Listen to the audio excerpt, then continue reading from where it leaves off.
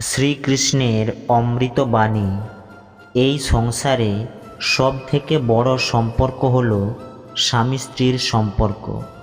আর এই সম্পর্ক 7 জন্ম পর্যন্ত হয়।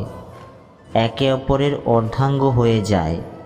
অর্ধাঙ্গ অর্থাৎ অর্ধেক অঙ্গ।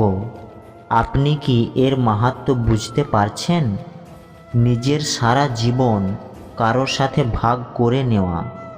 কিন্তু সংসারের সমস্ত স্বামী স্ত্রী কি একে অপরের সঙ্গে সারা জীবন কাটাতে পারে? নিজের গোটা জীবন অন্য কারোর সাথে ভাগ করে নিতে গেলে সব থেকে জরুরি কথা হলো স্বীকৃতি, অর্থাৎ স্বীকার করা। সামনের ব্যক্তিকে স্বীকার করে নেওয়া, তার সমস্ত গুণ, তার সমস্ত দোষ সম্পূর্ণরূপে সেই ব্যক্তিকে স্বীকার করা।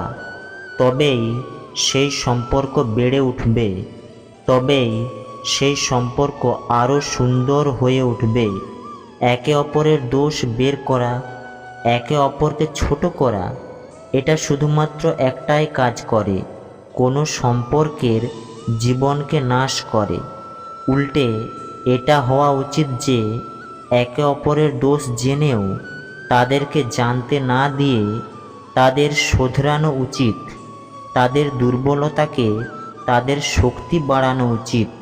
এটাই তো প্রকৃতপক্ষে দাম্পত্য। এটাই হলো খারাপের দমন ও গুণের উদয়।